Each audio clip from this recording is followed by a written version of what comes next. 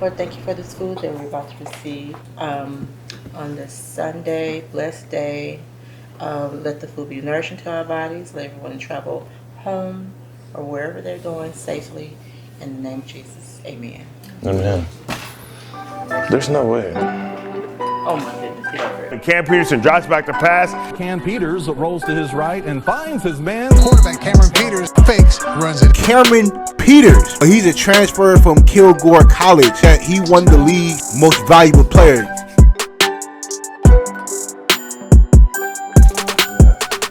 I will Medea. I will be a Medea today. Don't do that. I swear, don't do that, bro. Don't do it. Don't do it, bro. Don't do it. I know y'all seen the little Medea movie where she got the look she got the little crane and then got up on the car and then turned up on the car, flipped the car out of the parking spot and then parked. That's real road rage.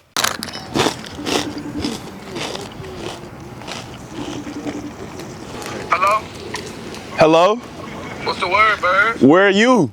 Where you at? MSC. In front of it. I'm finna pull up on you. I'm almost there. All right. Back, Mo 6. Are you on the scooter? What? You on the scooter? Yeah, I'm on Oh, the he way. finna pull up fast. All right, bet. There's people on the team that I've known since Little League, and but I say my boy Caleb Leonard. I came from JUCO with him, and we just been, cool ever since then. We came in together, so I'll be with him almost every day. My cousin is also on the team, Shaw, and my cousin. My boy Sumbo, we all played at Kilgore together, so that's who I'm closest with. Yellow? Right here in the front. I mean, right here by where the hump day be at. Look, behind you. Right here. Oh. Look behind you. Why you see? Ooh. Every time. Yeah. He brings the worst out of me. Bro, you didn't bring me over here to talk about me. Y'all, this my closest friend. This my Let me feel good, okay?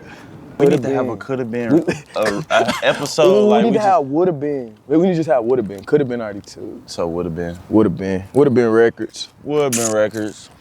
I don't even want to be the Drewski. I So want what to you be be Nav. doing? I want to be Nav. Nah. Yeah, Oh, that's the dude who I'll always be wins. Drewski then. Or whoever episode it is. One thing about Cam that probably nobody gonna say, or nobody really know, I probably don't even know. He be faking. He probably gave y'all the most serious side of him with these cameras on him. He probably ain't make none of these jokes, or he probably did. But the thing is about Cam, he like to let the joke marinate and keep going. Yeah. You think the joke over? But it's not. Yeah, he actually brewing up something else extra to add to the joke. Me, I'ma laugh.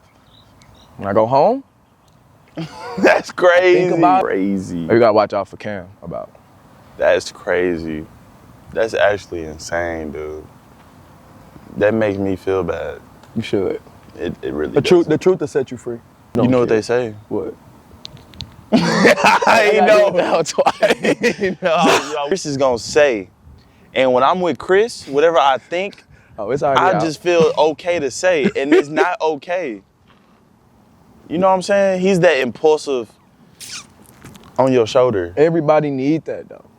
I don't see a problem with that. I Even don't though see you a problem with it. You didn't defend what I said about you, but I'm gonna defend me. I can't bite my tongue. Well, I can bite my tongue. I can bite my tongue. No, he cannot. But some things gotta get said. No, he cannot. It gotta get said though. And that's what I think be wrong with Chris sometimes. It don't gotta be said. But he funny though. So Jackie, you got there. What? Yeah. I'm trying to represent, every now and again. Team issued or? No, big out issue. Okay. Butterscotch candy. That's butterscotch. Nah, me and Coach Bub cool. Me and Coach Bub are real cool. We know we got a job. Gotta be my best for Coach Bub. And I feel like he knows he got to be his best for the team. So it's like it goes hand in hand.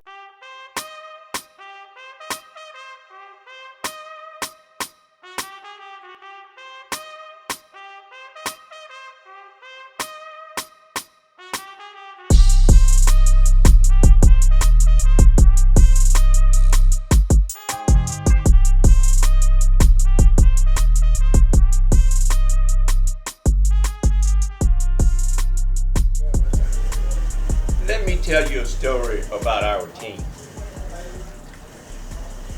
We practiced really hard. It was really hot down there, and I think that year, I don't know if it was what our record was at that particular time, but the team got together and said, you know what, man, we are just really tired. We're tired of getting hot. We said we're going to go on strike. So we all lived in the same dormitory in NYA3. So the team, everyone assembled outside of the dorm that day when it was time to go to practice. And so Coach Nix and the rest of the coaches was down on the field. So Ezel, his brother, and Carl Robinson were the captains that year.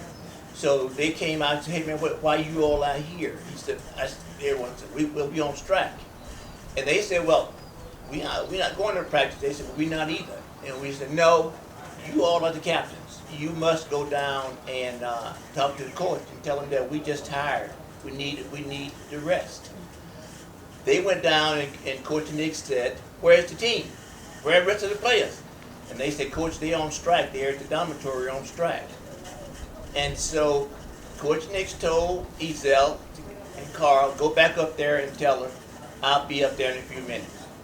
So he came back, and Coach Nix came up to the dormitory. And he asked us, why are you all on strike? Why are you all on practice? And we told him, Coach, we just tired. We've been running, and we are tired. So the coach said, okay, very good. Take the day off. Just take the day off, and I'll see y'all tomorrow at practice. And he and it was Coach Reddick. He walked away, and he told Coach Reddick this, because Coach Reddick came back and told us. He said, you see that guys up there, that team? That's a team. They stick together. He said, and that's why they are going to win the national championship this year. He said, because that's what a team is supposed to be. They're supposed to stick together. And we did stick together, and we won a national championship that year. That's what I'm trying to teach these young men, because we had that brotherhood in Miami. We did, and that's why I think, till this day, I tell guys now that I think that had a lot to do with our success at Miami, because when Jimmy Johnson came in there and he established, a deal where, seniors gonna run the team, and you're going to abide by those rules or you're not going to be there. And I just tell guys all the time, the first year when I got there, and of course I was hurt, and on to my sophomore year, when we in my class, I believe, had like one of the greatest recruiting class ever at the University of Miami. I mean, we had so many guys that could do a plethora of things. We used to like challenge each other just running down on kickoffs. Who gonna get there first and make the tackle? That's how crazy we were. And again, that's the kind of camaraderie we're trying to build. Me and the coach is trying to build with Prairie View right now. Because again, and I think it's coming. Do we have a long way to go? Absolutely. But we came from a long way the last 3 or 4 years, and I could see it more so this last spring of those guys really getting together, trusting one another, and again, hanging more together off the field than on the field as well.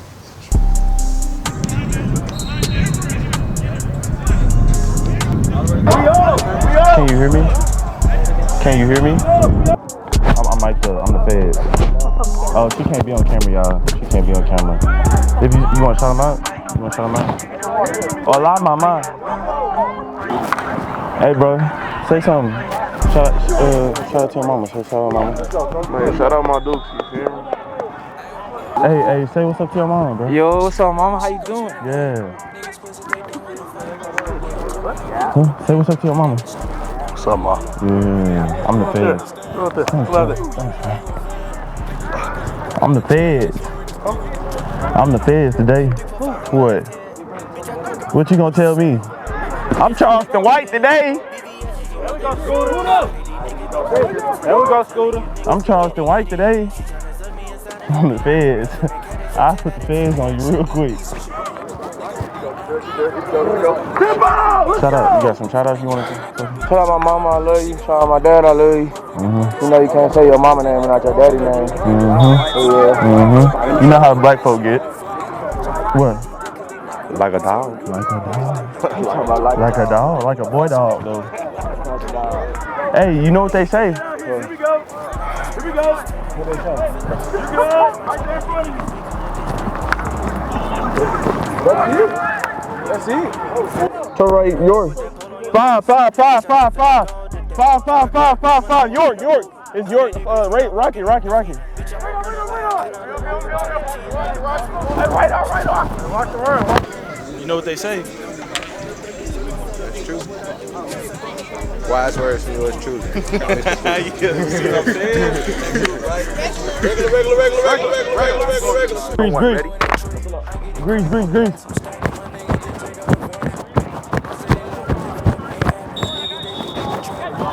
Yeah. Yo. Hey, go. Yeah. Leave him for me. Ready? Lick 7.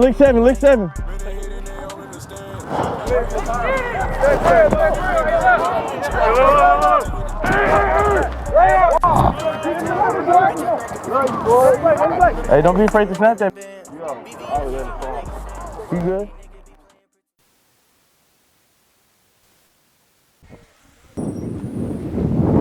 What a day in the life. Come on now, don't do that. You make me feel weird. Stop trailing behind me.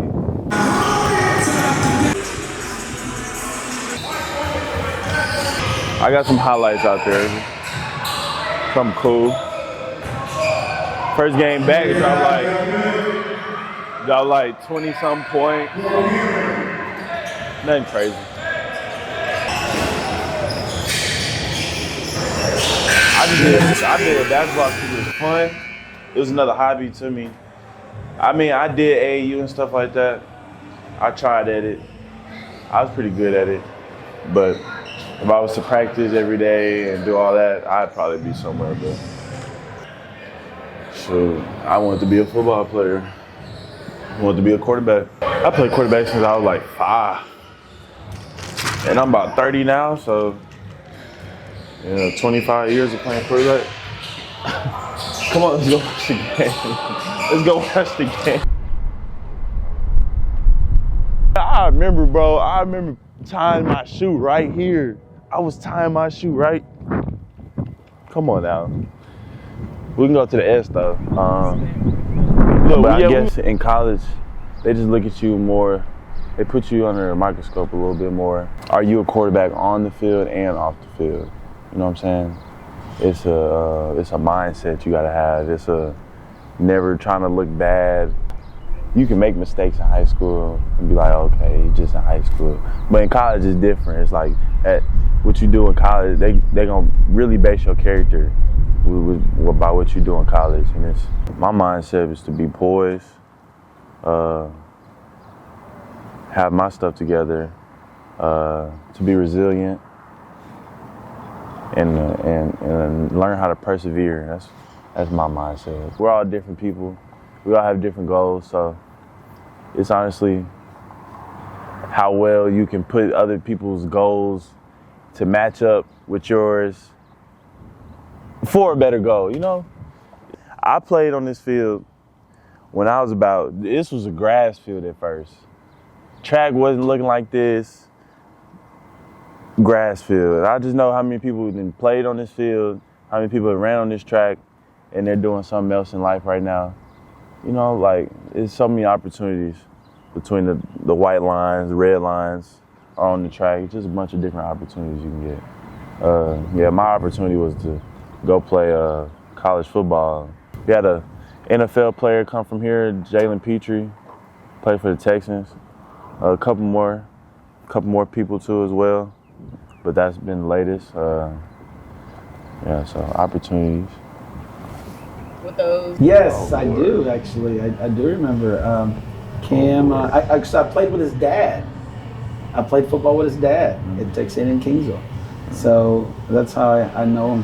How I got to know Cam was by his dad, and came here, came here right in time for basketball season. So he stepped on the floor and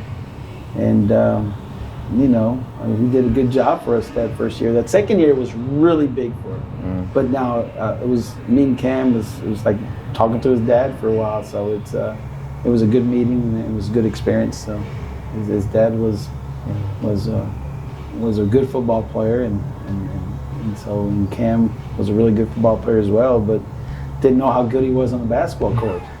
And he ended up shining for us, so he did a really good job. That's the main reason we got to the state tournament was because of Cam. What year was that? 2020? 2019, yeah, going into 2019, 2020.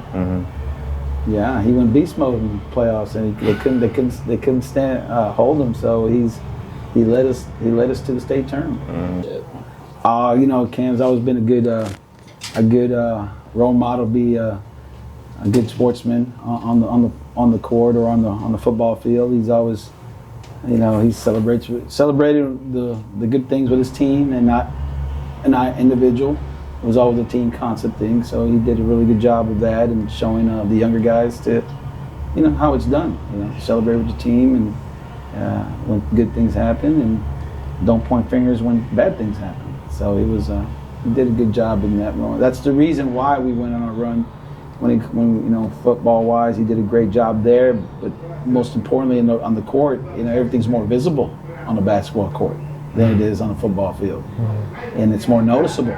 So him becoming that leader and taking the leadership role, embracing it, is what sparked the entire team, and they had a great season. In comparison to basketball, how well was he with football? Oh, same. You know, being you know, it's one of those things about being a quarterback is that it's unwritten rule that you all of a sudden you're a leader. I mean, and a captain and a leader. So playing that role in that position, you have to embrace that. And then he did a great job of embracing it, and you know, trying to lead his team to do things right and have success. Tell me one thing about Cam that you can recall. Probably just like one thing that. How was he? Was he always clowning? Did he ever not take anything seriously? No. You keep me out of practice before. Cam was always a prankster. You know, I will say that he was funny. You know, and he was very joyful. You know, he always took things very spirited kid and wanted to have fun. Even though in those moments, sometimes where we needed to be really serious, he kind of, you know, he was a prankster. Yeah, at times I had to dismiss him for practice, you know, a few times, just because, and not that he was being destructive to the team, just that he needed to be more focused in that time period, and unfortunately we needed to kind of ask him to depart and come back tomorrow and try it again. So, but it was never we know that he meant no harm. He was just a prankster at the time, and like all, you know, high school kids are, they tend to want to take, you know, not a lot of things seriously. But overall he ended up being the guy that we needed him to be, you know, towards the middle and late season. So, you know, that's how all the success that came about. He turned out well. I don't think he had a choice with Dad that he had at home, so I don't think he had a choice. But he's, you know, it's really funny that you asked that question, because I wish he was as tall as he is now back to his senior year. he ballooned and he got really tall, and I was like, what happened? Why weren't you this tall when your senior year? So he had a growth spurt after high school, which is a good thing. You know, I just wish we had it then. But he's matured, become a really, really good person, And so we're pretty happy about that. And that's one thing we've always asked when people come to our programs here at Stafford High School. How are you going to grow and mature and be successful after high school? And he's done a great job of doing it. My locker was right here. Number 3. That's crazy. That's crazy. Number 3. It was either 3 or 4, one of them. I think it was 3 though. I think it was like Mays or something. And then my locker. Yeah, 3. Tell them don't mess it up. Nah, I don't remember the combination. That's Prairie View had just been voted the best band in SWAC. And that title had previously belonged to Southern University. We were just happy to see bands with Southern. Because the football team could. That's what I thought about it. Southern's band had just performed halftime show, and it was Prairie View's time to come on the field. So we're lined up on the sidelines like we normally do. And Southern normally gets off the field and they make a right flank and we go. Well, the dancers were already in the stands, and they came and broke through our ranks, which is disrespectful in the game. You don't break anyone's ranks. You just saw a horn fly, you just saw another horn fly, and you saw people started flying, and then there was just a swarm of people coming across the field. You saw instruments and uniform pieces flying, and then Prof. Elvis came down, and then you saw him clotheslining people because he's trying to get his people off the field and trying to get his instruments, because we don't have that kind of money. You can't replace these instruments. These people can swing the saxophones like bats, all kinds of things. And it finally calmed down, and we all get back in the stands. We're trying to do a body count, an instrument count, see who need to go to the emergency room. It was a mess.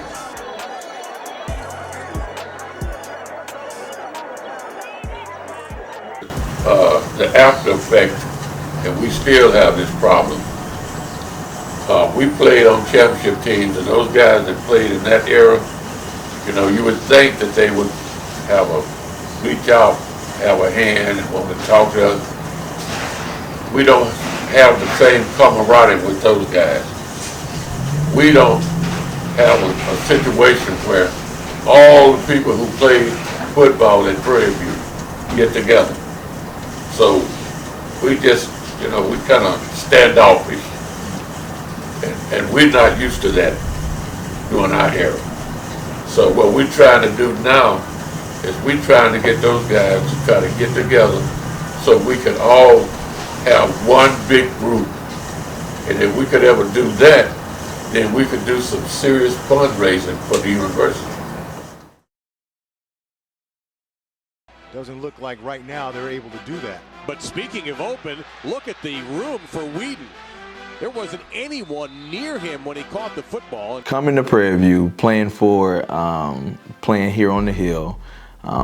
At the time, the program was coming off of 30 games, consecutive losing seasons, and so it was a little different. The program was the worst in the country. You can go look it up. It was, voted, I think in the early 2000s as the worst football program ever inside of the 2000s, and so to be able to bring it to the best that we could bring it to and winning the SWAC championship, there's no greater feeling than that. So we brought the program back to a good standard.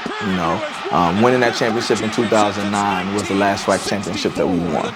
And so, I hate that it did not continue, but I will say this, here recently, man, we've been, I think Willie Simmons came through here a couple of years back and posted a couple of 8-game seasons, 8-game winning seasons, or one at least, and then Dooley came through here, and he had some winning ways, so it's always been good to see the program out, in good standings. And so now that Coach Bubba has took over, he's, played for two SWAC championships. I know he lost in one to FAMU, but it's always been encouraging to say, man, I come back on campus, I hadn't been in a while, and I know what Prairie View was before I came. And so I remember being at my first practice, and I'm saying, oh my goodness, I was like, this is so amazing. I got to get my teammates back here. I got to get these kids to understand where we came from and what they have.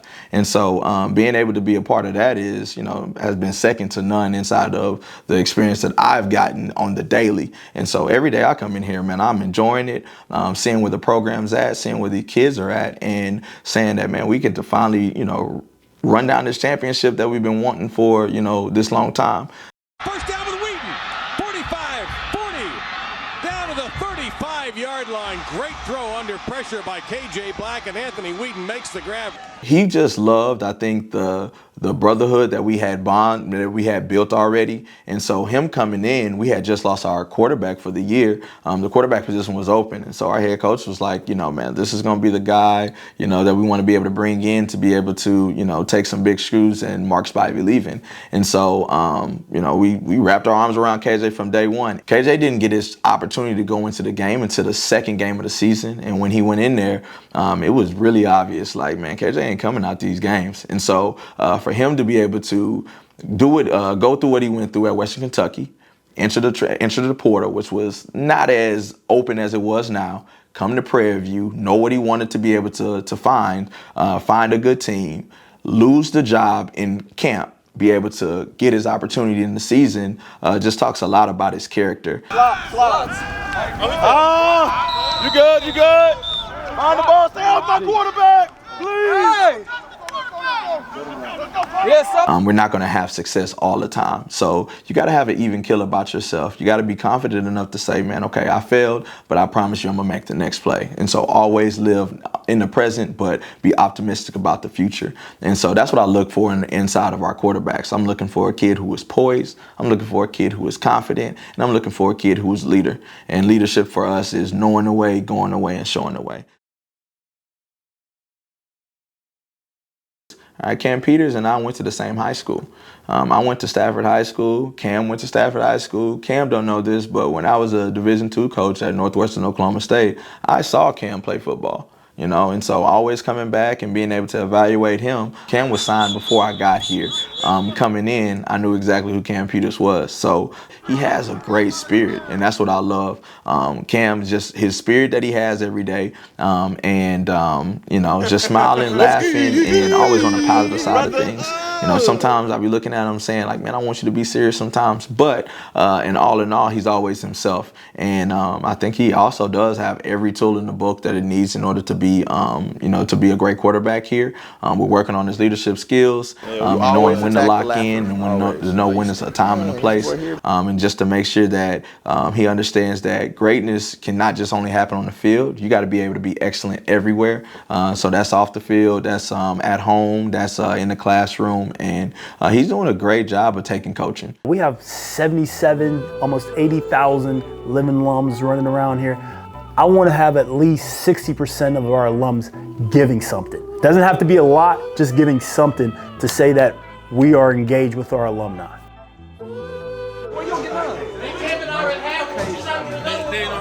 PV, where you want to be? What kind is that one? Thank you, PV alumni. My brothers. We get something like this every day, we're going to be great. That's all we need every day. Just some nutrition after breakfast. That's all we need, and we're going to be straight. Word to my mother.